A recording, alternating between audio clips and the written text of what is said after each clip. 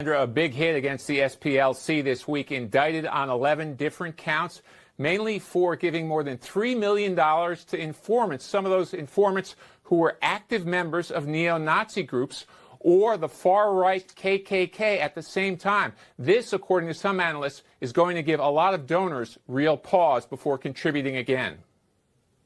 If the government brings an action against the charity, it is poison for that organization. It makes it hard for that organization to continue on and do the work that it wants to do.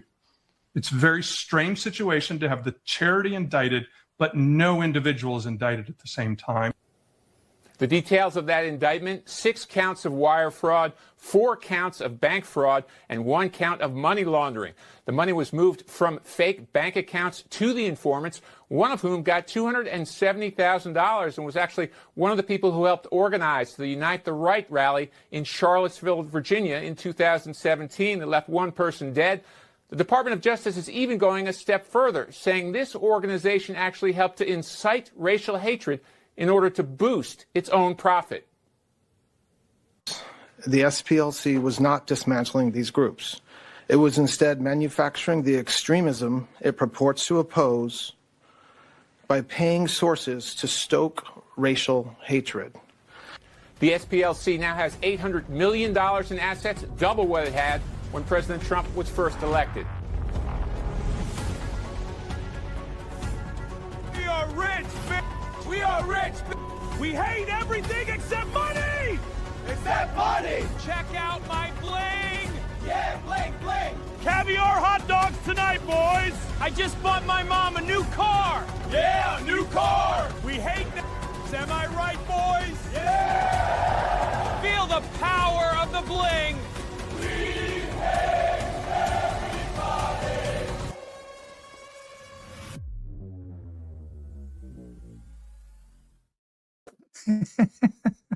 Okay. We're going to have to put that one up on social media. We're going to have to get that one up on social. Thank you, Jerry. Needed the laugh. Been rolling and traveling once again today. We have a brand new studio here that we are just getting buckling sort of the screws on, nuts and bolts. And so forgive us, ladies and gentlemen, today as we sort of do a bit of a truncated show as we build out and expand and advance as our movement marches forward. A thrilling Friday! It's April 24th, 2026. Free for All Friday is today. We are going to talk about the Virginia Supreme Court decision.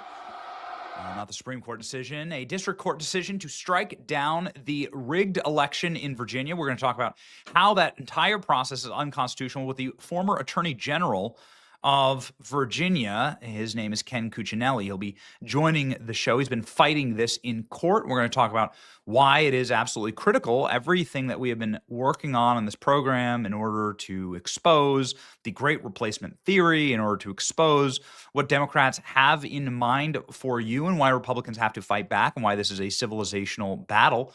Trump calls 2020 presidential election to be permanently wiped from the books if Southern Poverty Law Center convicted of fraud. They most likely will be convicted of fraud. Go read the indictment. Southern Poverty Law Center was paying for the very hate that they claim to be fighting. It's not going to work out well for them. We were on Fox News last night going scorched earth against some of the corporations that funded the show. Southern Poverty Law Center was like Jesse Smollett with corporate sponsors. This is what it was. And it's critical that we push the Trump administration to strip their tax-exempt status. This is how you actually eliminate them being able to get any donations, them being able to fund their hate and their psyops against us and our movement. Charlie Kirk was placed on their hate map, and 4 months later, he was gunned down. Don't tell me there's not a connection. Don't tell me there's not culpability. So, ladies and gentlemen, welcome to Friday. We all made it. Let's rock and roll and have a great one. My name is Benny Johnson, and this is The Benny Show. Blackout coffee now, ladies and gentlemen, inside of the mug here. Not going to spill. Very full coffee this morning. Blackout Coffee is a longtime partner of our program. We love them. They are what fuels and fills our cup every single morning. And the reason why we love supporting them is that they are all American coffee. They're not owned by the deep state, not publicly traded. They're a small batch, small company here in the state of Florida. They're just run by patriots who love to keep patriots caffeinated throughout the country. Their 250th anniversary blend is delicious, is what I'm drinking right now. They have a number of different blends depending on your coffee taste. Get that sweet nectar of caffeine in the morning with a Blackout Coffee subscription and their free rewards program. Your coffee shows up fresh and on schedule and never runs out, delivered right to your door. They also have instant coffee, which is a total game changer. Perfect for work, travel, or keeping in a go bag. Go to blackoutcoffee.com/Benny. Use the code Benny for 20% off your first order. Blackoutcoffee.com/Benny. Support American jobs. We certainly do. Okay, so we haven't gotten a chance because we were in Texas and we were doing an interview with Tom Homan. We made quite a bit of news, actually. Very interesting. A lot of these clips have gone quite viral. ALX, I don't know if we want to do a little bit of a rundown, but I do want to sort of off the top talk through what is happening in the country and why it is critical for us to fight back. Virginia didn't vote necessarily for a referendum. They didn't vote in the way that you would assume that a state would be able to pass a referendum and then rig their electoral votes. You can see right here, ladies and gentlemen, Virginia is very much, by every definition, a purple state. And ALX, I need the directionality arrows map. If you got that, please send. Virginia is a state that is purple at best. It just had a Republican governor, a very popular Republican governor. And as you can see here, the vast majority of the state voted against the no mandate. Is this the directionality? Which one? Right there? Here we go. Thank you. This is from the New York Times. Here we go. And then Alex, so we have the breakdown of the mail-in ballots. Look at this. This is the state and the directionality of the margins, right? So the orange arrow is voting against redistricting and the blue arrows are voting in favor of rigging the state's constitutionally drawn districts, which, by the way, are pretty fair. I mean, to be honest. Here's what Virginia's electoral map looked like. I think that you could argue this is a relatively fair map. No goofy looking squiggly lines. Here is what it looked like after. This is what Democrats claim won, right? As you can see up here. What the hell is this exactly? What is this? What's happening right there? This looks like Joe Biden got a hold of Hunter Biden's crack cocaine stash and then uses AutoPen to draw districts himself while in the back of a very, very bumpy ride in an unmarked van.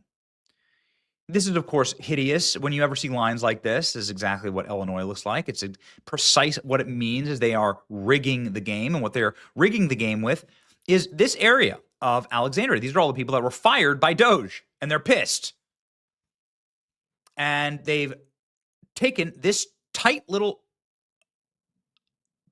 concentrated area of Democrat votes. They've expanded it throughout the state. And it's something that they've not just done in Virginia, they've done all throughout the East Coast. They've just now extended it to Virginia. Look at this. These are the percentages of Republicans in each New England state, in case you're wondering if this is, why are Republicans so upset about Virginia? Well, because it's just one in a very long series of gerrymandering thefts of House seats. In every single state, this is why Indiana is so cucked. So Indiana wouldn't redistrict out 2 Democrat seats. A ruby red, bright red state like Indiana gives Democrats 2 seats in the House of Representatives. Look at look at New England. Here you have 27 different congressional seats, 0 Republicans. Even though 40% of New England is Republicans, 0 Republicans. ALX lives right there. ALX could run for Congress, but he'd be screwed because of the state of Massachusetts, because of all of the gerrymandering that happens in New England. New England has now just extended this straight into Virginia. They claim they're for fair elections. This is what fairness looks like. And by the way, the margins here I just still can't get over it. Kamala won by 4 points. This redistricting won by 1 point, with the vast majority of the state voting against it. And now the new congressional seats will be 90% Democrats and 9% Republicans. The data breakdown is pretty, yeah, this is exactly right. This is what Indiana looks like. Look at this. Indiana Republicans, cucked Indiana Republicans, couldn't even do this. This is why we lose. This is why we lose. ALX, get me the map of all the criminal aliens moving to America. That map that went so viral yesterday. It's important to understand, how did this happen and why we have to fight back with so much force. Because what's happening here, as you can see, and this is the most damning map, I would argue, is that 51% of those in Virginia are voting to strip away the rights of 49%. That's how you get civil wars. This is how you get the destruction of a body politic. They're eliminating the civil rights of representation, fair representation, from 49%. It's enraging. It's immoral. And it's happening because of mail-in ballots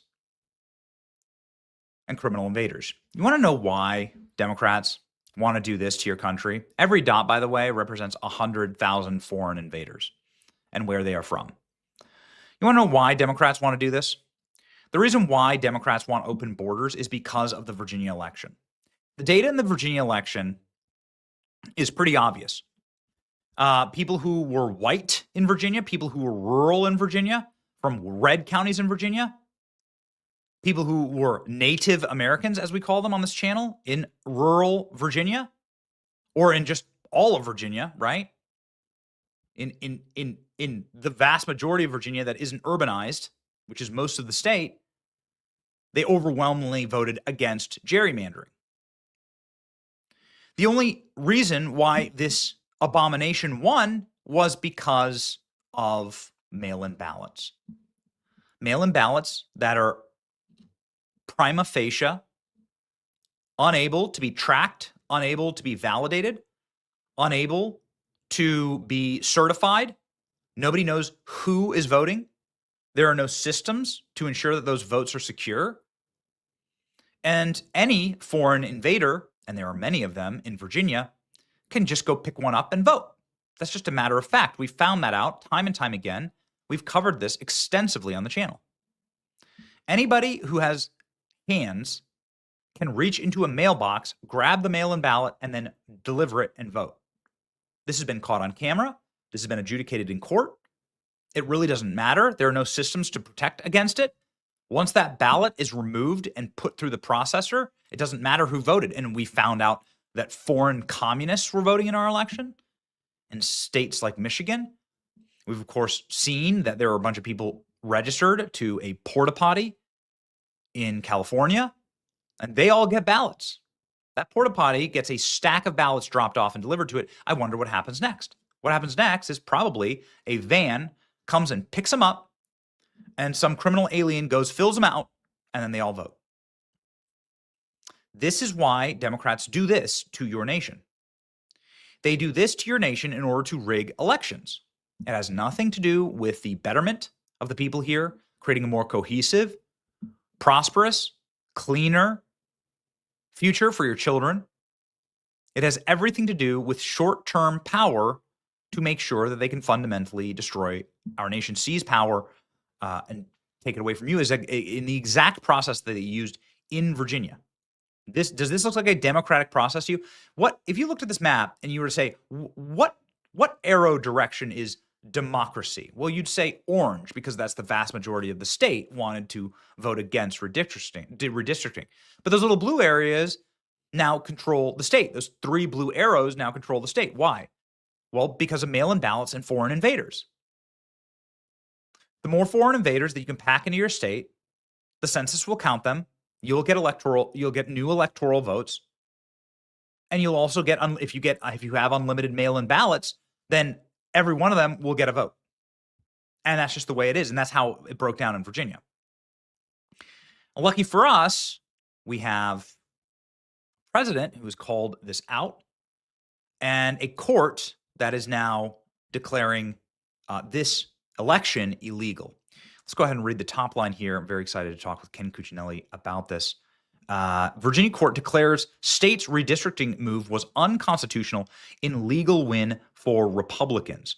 Republicans are cheering a circuit court victory in Virginia that showed Democrat redistricting efforts in Virginia not quite over yet, despite referendum to accept a new map drawn by Democrats getting approved by voters on Tuesday. Not really by voters, but getting approved by illegal criminal aliens, the vast majority of which commit murder in Northern Virginia. Something like 87% of the murders in Fairfax County, Virginia, is by illegal aliens. This is what Tom Homan demonstrated when we were interviewing him. Like the purpose of them being here is to murder, rape, and torture the native populations of this country. Democrats want that to happen. They want that problem to happen. They want us to be scared. They want your children to be killed. They want it. They're actively engaging in the activities that facilitate it and the rigging of your election. Why? And because a fearful population cries out for help, they create the problem and they have the solution. This is exactly what's going on with the SPLC, by the way. Virginia court blocked Virginia Circuit Court Jack Hurley, judge, ruled Wednesday, one day after the Democrat redistricting referendum passed, that all votes for or against the proposed redistricting amendment were unconstitutional, citing rules that imposed certain requirements that the referendum did not meet. There are a handful of cases making their way through the Virginia court system challenging various aspects of the referendum, including one Hurley ruled on Wednesday. The Tazewell Circuit Court ruled the referendum unconstitutional. The judge entered an injunction blocking the certification of the election and denied the motion to stay pending appeal.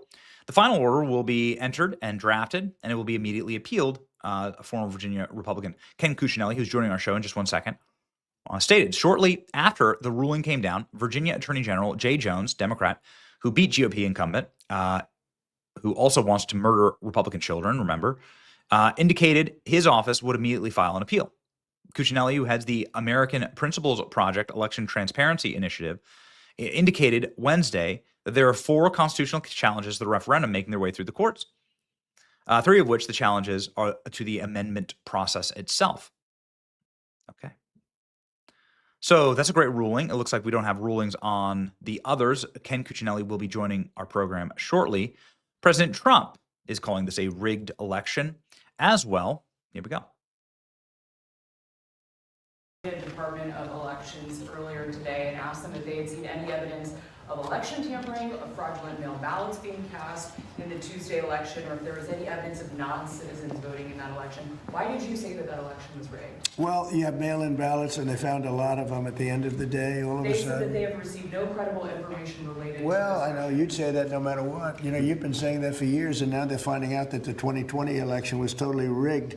And when you look at what just, excuse me, how do you defend what just happened where your Southern law, whatever it is, has given money to KKK? They're supposed to protect people, and they're paying all these people, crooked as can be, millions of dollars going all to all these people that they're supposed to be protecting from, but they're actually supporting them because they want to have companies that they can protect and because they want to rig elections. That was all a rigged election. All of the things with Charlottesville, all of the stuff that they did. And you won't bring that up, but you'll bring up some nonsense. Let me tell you, the election, we were winning all day long. It's a totally horrible situation. Hopefully the courts will overturn it, what they did in Virginia. You have a grossly incompetent governor. You had a very good governor. He did a good job. You know, all those companies that want to move into Virginia now, they want to move out and go to a different location. So that's my opinion. I believe it was a rigged election. Virginia's known for it. It was a rigged election. They had a lot of ballots, mail-in ballots. Anytime you have mail-in ballots, you have cheating. Did you have something? Yes. Ladies and gentlemen, President Trump also on Truth Social calling it a rigged election. I just want to break a little bit of news because I've been working the phones this morning and talking with state let's just call them very powerful state elected officials in the state of Florida. This map, my screen, please. This map is what is being proposed in the state of Florida. And I have very strong confirmations from some of the top law enforcement and judicial experts in the state that Florida is going to go full bore, pedal to the metal on redrawing the maps. And they have good reason. Unlike Virginia, which has lost population, Florida has actually gained 2 million citizens, residents, over the last few years since the last map was drawn. And so by every conceivable measure, Florida has a right to redraw their maps, given the explosive population growth. They have a really good case in the court in order to do this. They would have a really good standing in order to do this. And I've been told that a +4 or +5 map is absolutely on the table. And that would completely, of course, eliminate what Virginia just did in the abomination, potentially measuring and balancing it out. You're looking at a very bright-looking map right here. Ron DeSantis sounding off on this, and then we're going to get to Ken Cuccinelli in just 1 second. Okay, so Florida redistricting, what's going on? Leader Hakeem Jeffries talking an awful lot. He and his fellow Democrats warning that the effort ongoing in Florida, to gain seats by redistricting, well, he says that could backfire and maybe, just maybe, even create more seats for Democrats nationwide. Now, as you know, House margins remain razor thin, but with just 6 months until the midterms, Republicans think they can pick up as many as 3 more seats in the Sunshine State alone. And while Jeffries is warning Florida leaders to, quote, F around and find out, Florida's GOP governor offered this retort. There's nothing that could be better for Republicans in Florida than to see Hakeem Jeffries, everywhere around this state. Voters will not like what they see.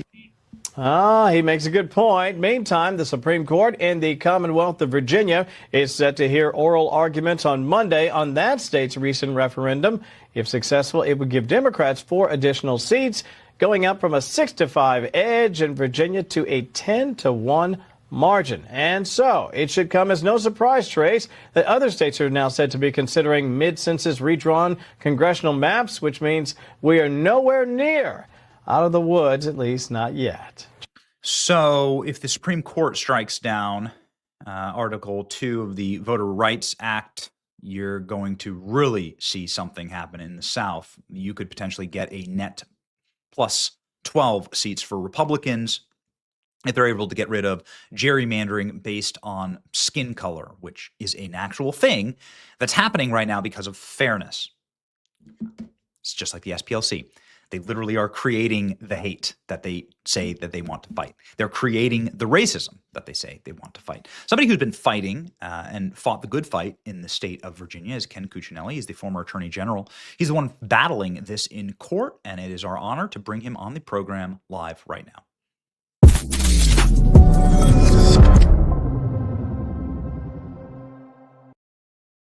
Ken, welcome to the program. Thank you so much for being here. I'd love to get a status update on these court battles. Some people are saying that they're unwinnable for Republicans.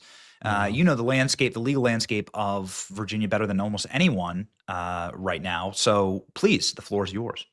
Yeah, Benny, actually the other side has the steep hill to climb here on the legal front. They squeaked by outspending our side 3 or 4 to 1 on the referendum vote Tuesday. I think they were counting on 10 or 15 point win so that they could turn around and try to bully our Supreme Court. And when there's numerous constitutional problems, and when we say constitutional, we're talking about the state constitution. The Supreme Court of Virginia, SCOVA, will decide this, not SCOTUS. This isn't going to be a federal decision.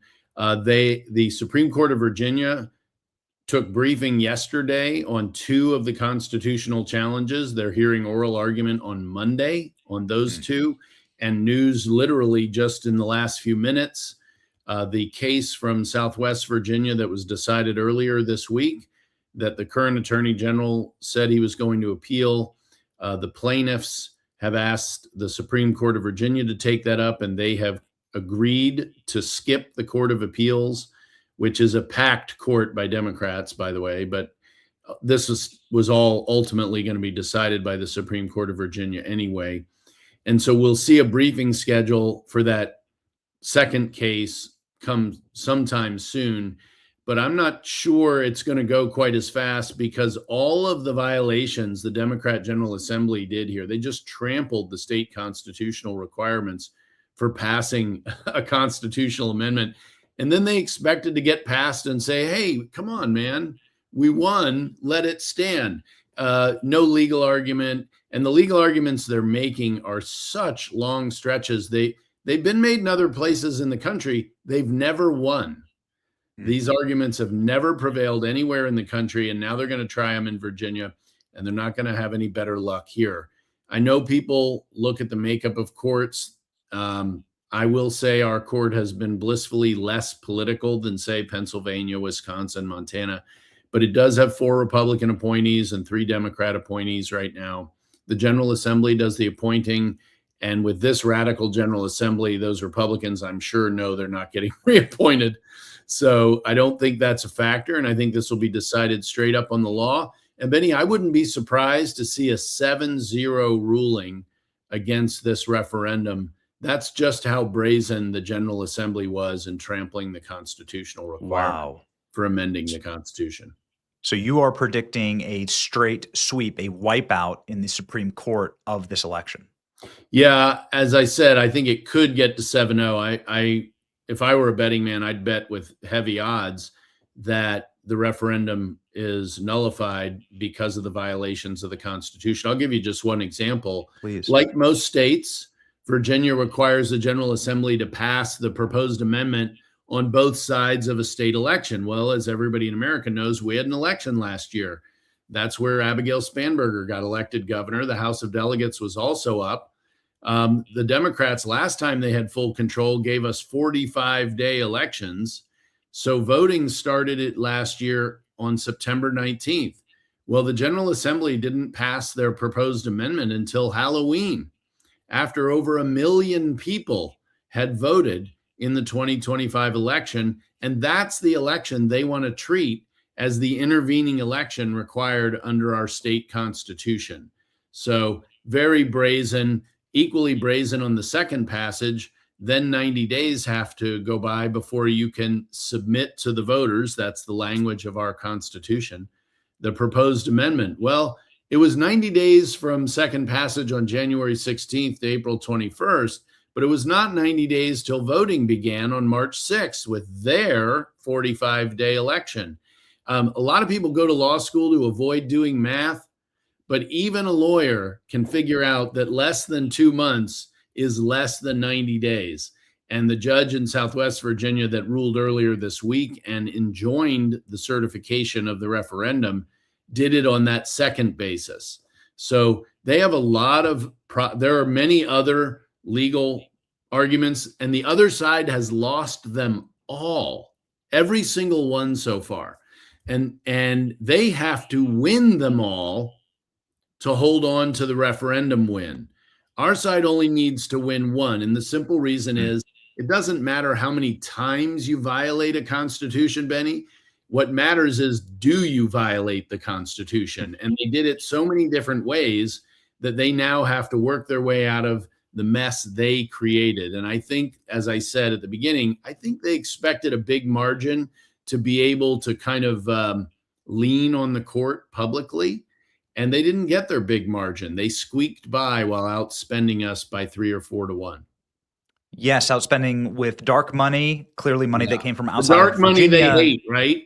Yes, that's exactly right. And then using the map is one of the most obscene things that I've ever seen. That in is my the life. fourth constitutional challenge. Yes. We do have a compactness requirement in our state constitution. And if this map doesn't violate it, no map violates it. But we won't get to that issue until the Supreme Court decides all of the referendum issues. So that was my next follow-up question, Mr. Attorney General. So there are 4 challenges that are being brought right now. 4 constitutional challenges and a number of statutory challenges. For example, a lot of people listening to you and me, I'm sure, saw the incredibly biased ballot language. Yes. In terms Restore of fairness. Restore fairness. Restore fairness. And one of the rulings of the court this week in Southwest Virginia was that was misleading, that it was fraudulent language. Of course.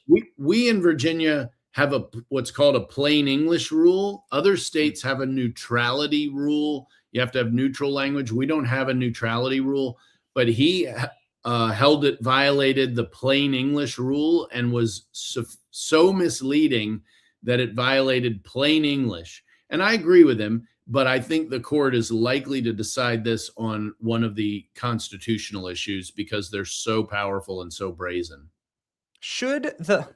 I'm reading the question right now. Should we adopt new congressional districts to restore fairness in the upcoming elections? What a question. I mean, this is like it was directly written by Barack Obama. It feels like Well, an ad. it Feels like an ad. This doesn't feel like a fair. I mean, honestly, this Mr. Attorney General, this feels like pablum from a mailer. Right? Yes. And like, how did this ever get on the damn ballot? Well, because the General Assembly wrote it themselves, and we have a very radical left-wing General Assembly, and they don't care about the rules. You know, we've got people like Senator Louise Lucas who don't think the rules apply to them because they never have. Well, constitutions do, and they're about to get bit in the butt, I think, probably by around mid-May, and we're going to end up with the exact map we have today that was drawn by a bipartisan redistricting commission. It's 6-5 Democrat Republican today, which has been the general trend of our voting. It's about as close to the average voting in Virginia as any map in the country. So, obviously I'd love to see Republicans hold the House, but in Virginia, we've got this bipartisan redistricting commission that I worked for 15 years to get. And it won by a 2-1 margin in the 2020 presidential election, our highest turnout election perhaps ever. And that was the view of Virginians, and the leftists in the General Assembly threw that in the trash and trampled the state constitution on their way to doing it. It's completely sickening. I really do pray that you are victorious here, and I think that there's not a lot of time. And it's 6 months? Well, that's right. And part of what November they did election in the General Assembly is it's my question for you. Yeah, why they're blasting this thing through? What you elucidated for us is that they broke all these rules by going so quickly because they're so desperate and like a wounded animal. Well, I would turn it around. They broke all the rules because they're so desperate. And, they literally, you may not remember, but there were news stories in October about the General Assembly waiting for Eric Holder's check to clear before they would go down this path. They wanted to get whatever money for their elections last year. Look, if you traced it all the way back, this was probably a quid pro quo for 2025 election money to do this. But the election was 6 weeks on by the time they did it, and they didn't care about the rules.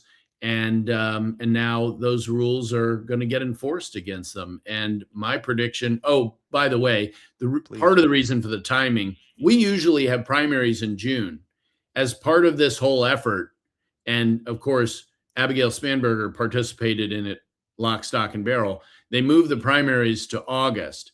But with their 45-day election, that still means voting starts in early July. So there's no time. So there's no time. Yes, this has to go lightning But that's against them. under any circumstance. From a legal perspective, that's very bad for them who are having to try and fight these challenges and get the courts to move. That's very much in favor. The timeline cuts against the Democrats here, correct? Well, it definitely does in part, first of all, because they trampled the constitutional timeline. And so now they're on this speedy track with the court, and they're under the gun. I mean, these are very difficult positions to defend. I mean, look, I'm a lawyer. I can come up with some creative way to argue for anything, right? But if you put me in a tenuous position on issue 1 and then issue 2 and then issue 3, the odds just stack against you pretty heavily. The likely outcome here is the court will rule against them that the 2025 election did not count as an intervening election, or that they were not in a proper special session when they did first passage. Those are chronologically the first two constitutional problems. And once the Supreme Court rules that there's been one constitutional violation, whatever that is, I think they will stand pat, because there's no appeal from the Supreme Court of Virginia. They'll say, we don't need to rule on the rest because this is unconstitutional. The degree to which it is unconstitutional is irrelevant. It's unconstitutional. That's what I think we're going to see probably in mid-May. Wow. Very quickly, Mr. Attorney General, what does this say about the state of Virginia, which is, again, a consistently purple state? It has been my entire life. The Democrats, Republicans there, they've treated each other respectfully. The governorship has sort of flopped back and forth. It's always been pretty peaceful. It's always been pretty gentlemanly. We just had a very popular Republican governor, in fact, in Virginia, Glenn Youngkin. I think he was one of the most popular politicians in the country by rating and score. And he had a trifecta there in the state. No. Well, you mean the sweep? Yes. Yeah. So normally, trifecta in Virginia means House, Senate, and governorship. He had a Democrat attorney general legislature the whole time. So he had his AG and he had his lieutenant governor. I guess right. I guess all I'm trying to say is that Virginia is very much a consistently purple state.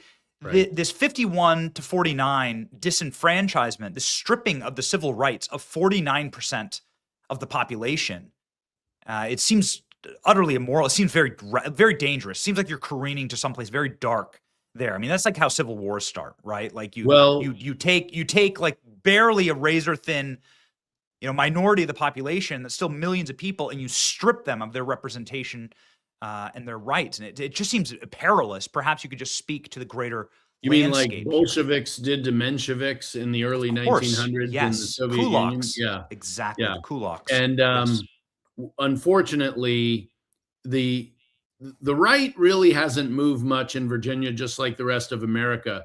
But the left in Virginia has gone full tyrannical communist. And I don't believe a lot of my Democrat neighbors who've just been voting Democrat their whole lives quite realize just how radical they're getting here. I mean, they're voting for the Viet Cong, right? And that's what they're getting. And we're seeing it in this kind of behavior. They just trample the law, and they expect to bully the courts, and they expect everybody to roll over for it. Well, obviously, a lot of us aren't rolling over for it. But I will say this about Virginia that's unique about the whole country. We used to be a red state. And the reason we're not a red state anymore is Washington, D.C. And that is a bipartisan failure. Republicans and Democrats have spent like drunken sailors. And as John McCain said, at least drunken sailors were spending their own money. That is not true in Washington. And that massive growth of government lands in Northern Virginia. And we import big government people from Illinois and California and Massachusetts to run that big government and to make money off it. And they vote big government. And the Northern Virginia, where if you look at the maps that have been proposed here by the Democrats, they all trail up to Northern Virginia. That's where they pull their left-wing votes to win all these districts in the Shenandoah Valley and down in Central Virginia and all the way down into Tidewater. And yeah, there's the red circle. That all of those come into Fairfax County, where I grew up, which used to be Republican. And the reason it's not Republican is because we don't have a balanced budget requirement for our federal government. And because that has gotten so enormous and spilled over into Maryland was already gone. So we didn't really lose Maryland, but we lost Virginia and are in the process of losing Virginia because of the growth of the federal government. And really quickly, do you think that the Republicans, I mean, you're in a really bad political spot here because Democrats just showed their hand.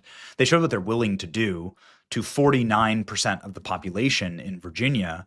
And that's a pretty strong motivator for Republican voters. I mean, you've just infuriated 49%, and everybody saw the mail-in ballot numbers.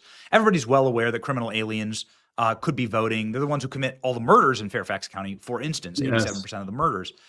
So it's like,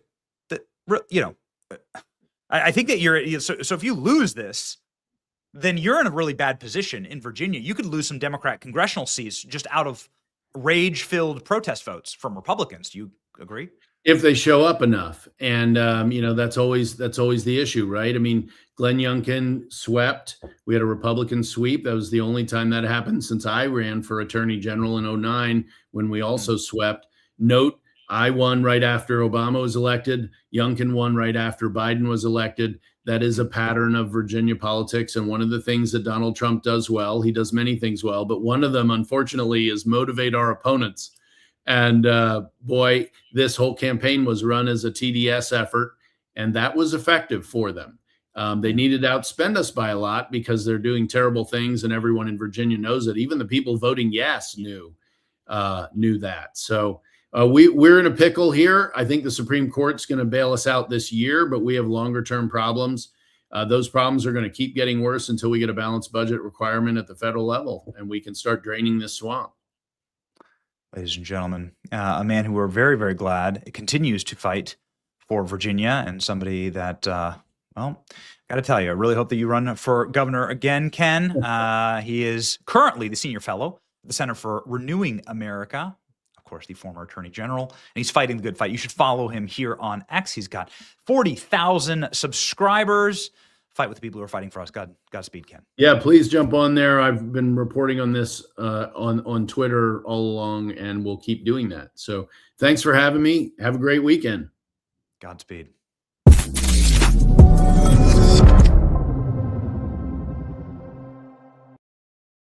Ladies and gentlemen, Douglas Mackey will be on in just one moment in order to talk about the SPLC. Now, no one better in understanding that and freedom of speech. We believe that you should be able to speak freely. It is why we partner with Patriot Mobile. Patriot Mobile is the only conservative wireless provider. They allow us to speak freely. We started a partnership with them way back when everyone was getting banished and censored on the internet, and it seems like that might be happening all over again. Some very dangerous trends that we've been monitoring as of late, which is very disturbing. I'm not sure I'm ready to completely go scorched earth on it, but oh boy, if you could check my chats, I'm pretty upset about what I believe big tech is doing right now to attempt to rig the election once again against Trump and conservatives. So all the old dirty tricks, they're still there in the bag. They're going to be used. Make sure that you are fighting the good fight.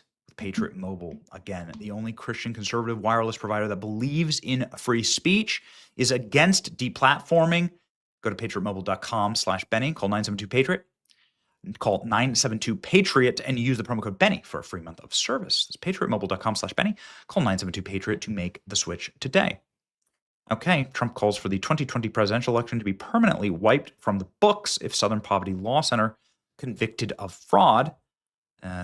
The Southern Poverty Law Center is the greatest hate hoax industrial complex that we have ever seen in your lifetime or mine. They were taking millions and millions of dollars, donor dollars, and funding organizations like the Aryan Nation, the KKK, Unite the Right Rally, and then they were doing this in order for Democrats to have narratives like Joe Biden. I ran because I saw Charlottesville in Virginia. I should have asked Ken Cuccinelli about that. The goal of this, of course, is to set a narrative. Now it is time for us to punch back. We did so last night on Fox News. Here's what I told Laura Ingraham.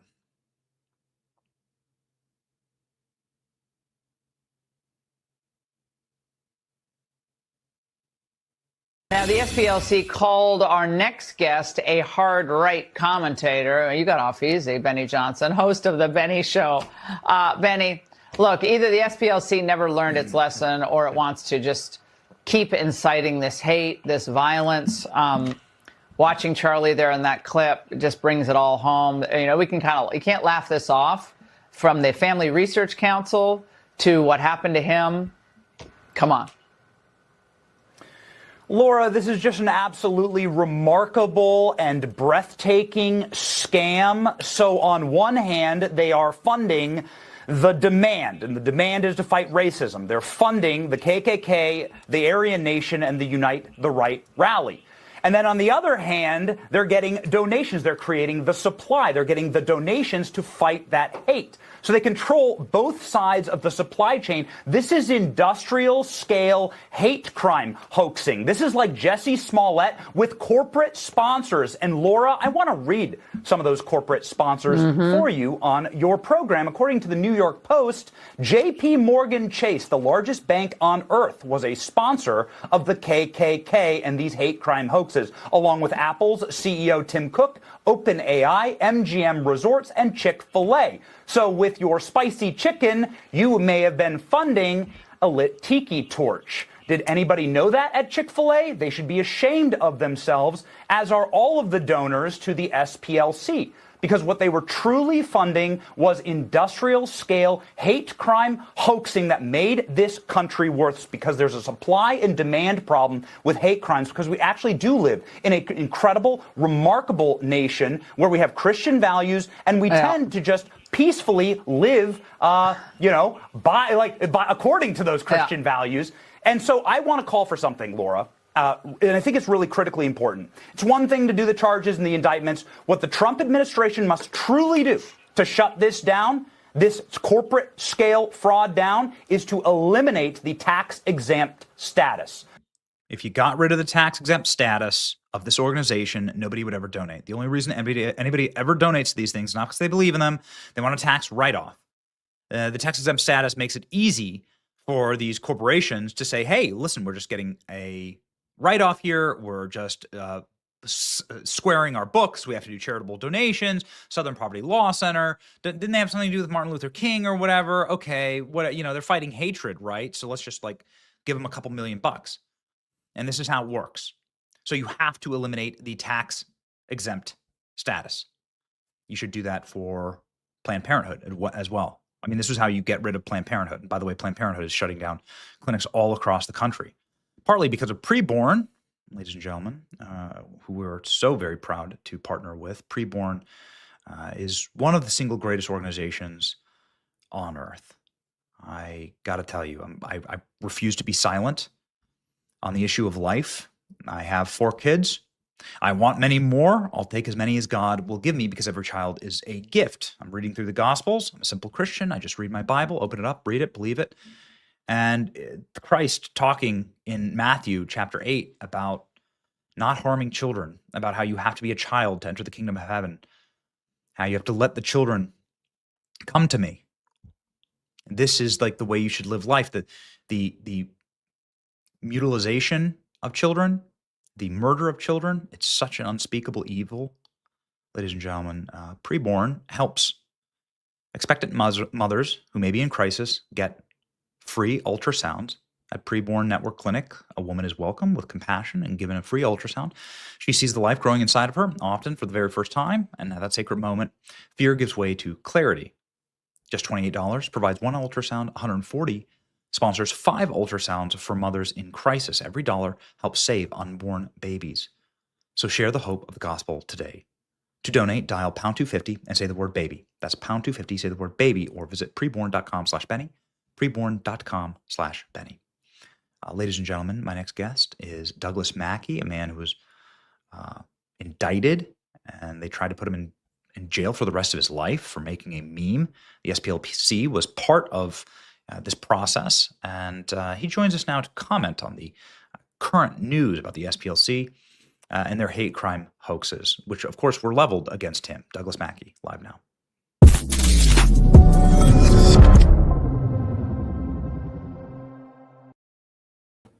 Hey, how's it going, bro? Hey, great to be here. Obviously, been here with you.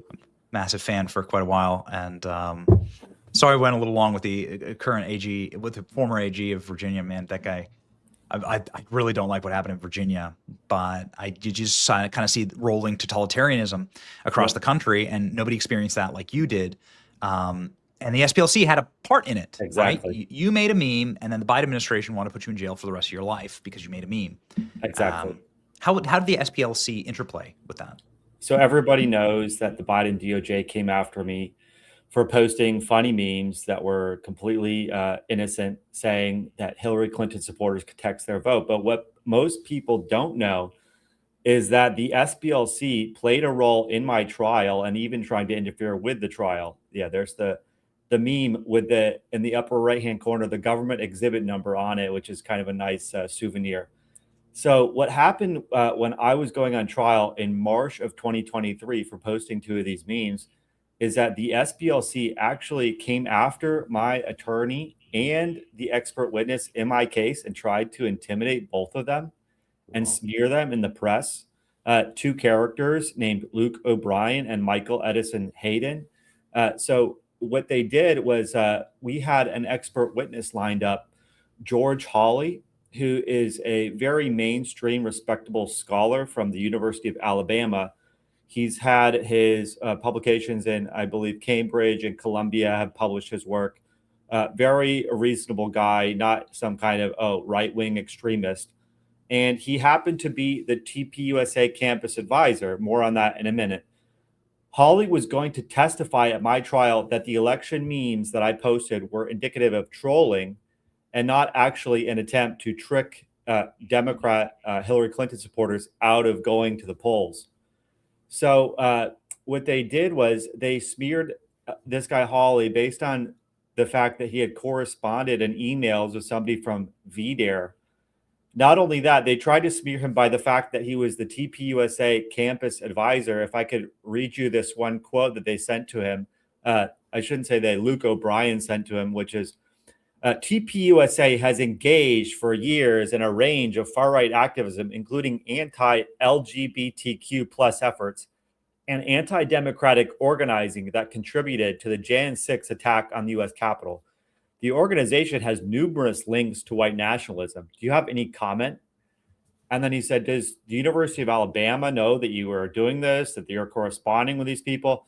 So ultimately what happened is the expert witness, George Hawley, backed out of this case. They also tried to portray my attorney, who was just a regular, very well-respected in the New York area criminal defense attorney. They tried to smear him as some kind of far-right movement lawyer because he was taking my case.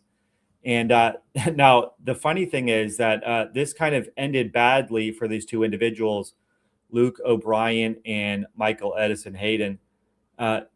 What happened was this story was baseless. And so when my attorney got wind of it, they had Clearlock send a email to SPLC saying, look, if you run this baseless story, we're going to come after you for massive legal liability. The only reason I know this is because Mr. Hayden published it in this book. And the aftermath of this is that SPLC pulled the baseless story and didn't run it. And this ended up with Michael Hayden on the floor of his shower at his house having a panic attack, passing out or something bizarre. He eventually had to leave the SPLC. And Luke O'Brien, who was a freelancer, he was angling for a full-time role at the SPLC, actually had to, he was never offered a role at the SPLC after this. So this ended badly for them. As your readers, your viewers probably know, I won the case against the federal government, but in a way, I guess we won it against the SPLC too. So I was very heartened by this indictment that came down from President Trump and Todd Blanche. And on day 1, President Trump signed an executive order ordering the DOJ to end the weaponization of government and investigate the weaponization of government. So I think that we're seeing the fruits of that play out. I would caution the black pillars to take heart here. We are seeing that things are coming down the pike.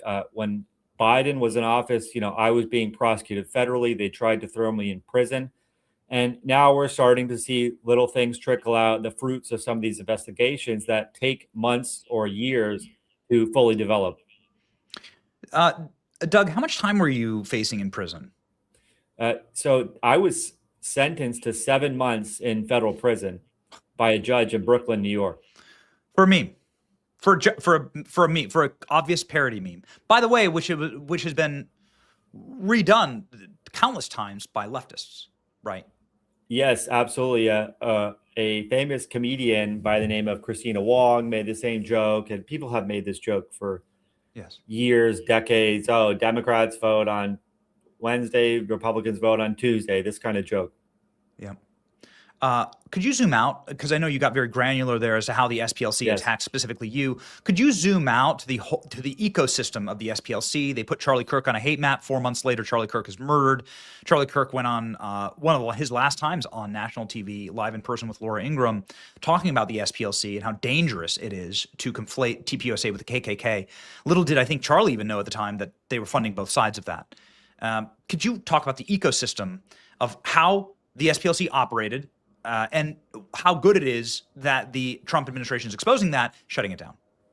Absolutely. Yeah, this goes back years. The SPLC, I believe, played a role in a gentleman shooting up Focus on the Family 10 years ago or so. When Family Research Council. Exactly, the Family Research Council, they put a bullseye on them because they were anti-abortion. So just for being pro-life, the SPLC is going to call you a right-wing extremist. And I think that what their specialty is and was for all these years is taking basically normal people like George Hawley or the Family Research Council and then putting them up next to these Klan mask-wearing people or people running around the country with swastikas. Well, it comes to find out these more extreme organizations, the leaders of these very small organizations were being funded by the SPLC. So then you get these images of these individuals going around the country. Well, where did they get the money? They're not made of money. They don't have lucrative careers, but apparently they have enough money to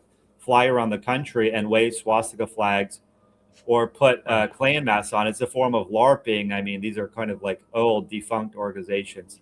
And so then they take these people and they put them up next to President Trump or yourself or Charlie Kirk and say, this is what we're fighting for. Send us your money. And then, of course, we know what they're doing. So they used to have this intelligence wing, which got shut down, obviously, because of probably these investigations, where, they would go around paying people to do all this stuff. And then things like this would happen. Charlottesville, going back a few years, where a number of right-wing protesters who were among them were mixed in some of these not neo-Nazis or KKK members, but some of these people were just regular people trying to protest the statue.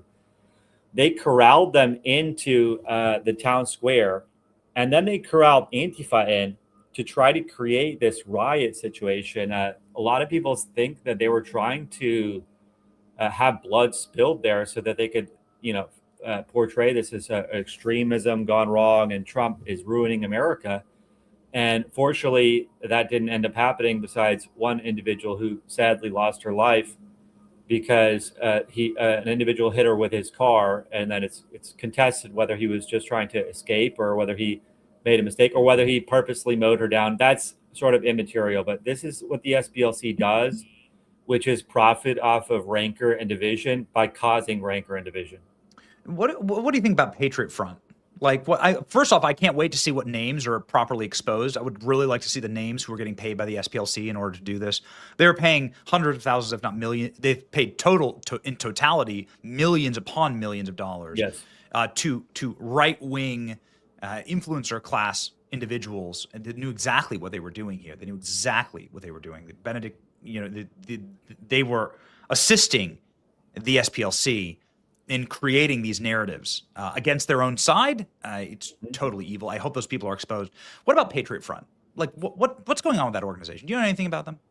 So I don't know anything specific about Patriot Front. I would caution anybody about these kind of organizations because, they get you to put these costumes on and march down the street. And then people say, oh, look at these people. Look what they're doing. I don't know that that's effective politics, first of all. Second of all, we've seen a pattern now of groups like the National Alliance and the KKK, but also a group that maybe looks a little bit less radical like the Patriot Front, where they actually pay off the leaders to sort of corral these people and leak their data. They get you to sign up and they have a member list, and then they sell that member list to the SPLC. So I would caution anybody against this sort of organization. It's just not a great thing. I would also say that, we've seen where they had a former police intelligence police officers infiltrate these organizations and make their way up to the almost the very top, and they're on the payroll of the SPLC. So anytime you're doing something like this, the Patriot, I don't know who's in the Patriot Front. I don't know if they're getting paid or not, but I would just caution people to be aware of this. Like, it just has to be. It's just this organization that we've been calling out for such a long time, and I don't really know. I'd really like to find out, certainly in this Trump administration, like what is going on there with the box trucks, the outfits, the marches, the lack of anybody ever scrutinizing them every single time they need something. They get a giant truck that pulls up and they all just pile into the back of it. It's unmarked. It doesn't have a license plate. It zooms off over the hills, and we never hear from them again. It just reeks of an op, man. And now that we're finding out about all this, now that we're finding out about this, like the great age of disclosure, hopefully, is upon us. Let's do January 6th next. I'm very, very glad that you brought a sort of uplifting message for what the Trump administration is doing on this front. Douglas, we've been such a massive fan of yours and your fight, and you fought back boldly, and you didn't cry in court or bend the knee or sob to these goblins, and we will, to your great and eternal honor forever, we will respect that. We hope you join the show again sometime soon. And everybody follow Doug Mackey. He has great memes. I endorse Doug Mackey's memes. He has nearly 100,000 subscribers here on X. Fight with the people who are fighting for us. And Doug has a great sense of humor about it all. So God bless you, man. Thank you, Benny. Really appreciate the fight.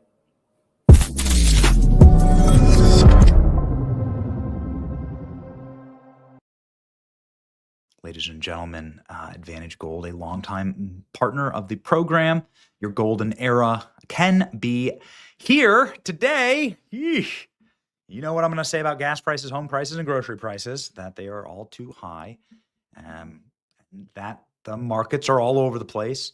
I want there to be peace, and I have like a wonderful thing to leave you with here. But first, ladies and gentlemen, in January, gold smashed through $5,000 an ounce. It's an all-time high. It pulled back, and now people on Wall Street are calling this dip the buy of the decade. Central banks are buying. Billionaires are buying. Are you in? Make sure that you are, ladies and gentlemen. My friends at Advantage Gold can set you up. You'll discover an IRS-approved loophole to move your 401k or IRA into physical gold and silver, tax-free, penalty-free, at no cost and no obligation. The dip isn't waiting. Text Benny to 85545 right now. Text Benny to 85545 right now. My friends at Advantage Gold will take care of you.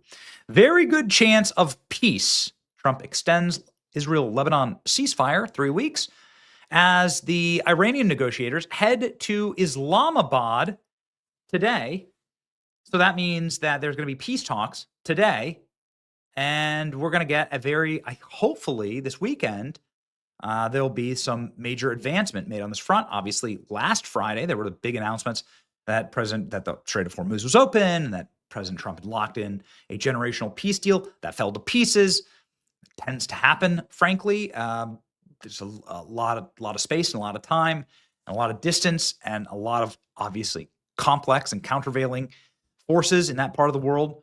But President Trump, I think, doing his best efforts here to muscle this over the finish line, and we'll pray for that this weekend. We'll pray for peace. We're heading up to New York right after this. Mondami's New York. I'm giving a speech for the Republican Women's of New York Club, and so that's what we'll be doing this evening. And so, ladies and gentlemen, that will be our show for the day with one more prediction. Ooh, a tough one right here. The reason why we want to keep fighting. What is the balance of power in the 2026 midterms? Democrats sweep, Republican Senate, Democrat House at 38%. Democrat sweep is up at 51%. Woof. Republican sweep at 13%. Democrat Senate, Republican House. That's probably not very likely. Anyway, our hopes is not in the balance of power here on this mortal plane. Our hopes are in our Lord and Savior Jesus Christ. And that is how we march through the day. Fear not, says our Lord. He says it 365 different times in the Bible. So that's one per day.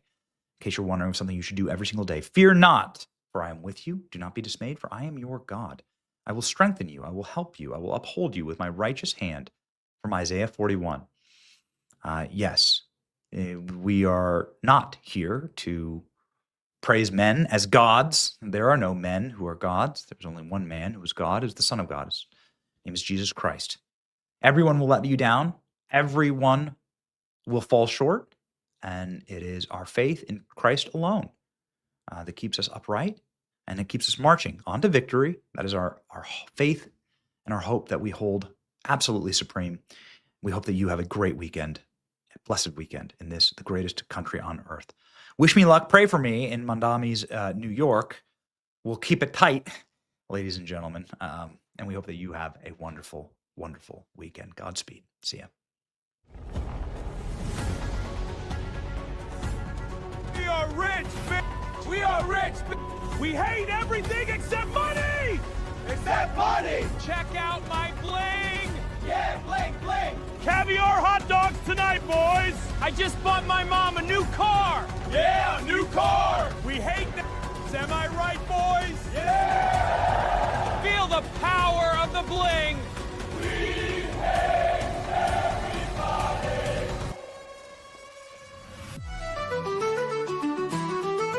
The biggest ships in the sea, all owned by the oldest kings, and a dying legacy, media deal weeds.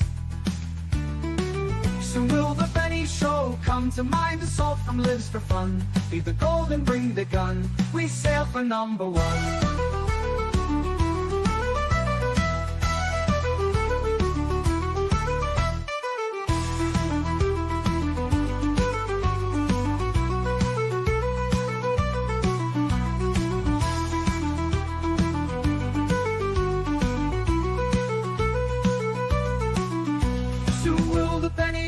Come to mind, the salt from lives for fun. Leave the gold and bring the gun. We sail for number one. The biggest ships in the sea, all owned by the oldest king.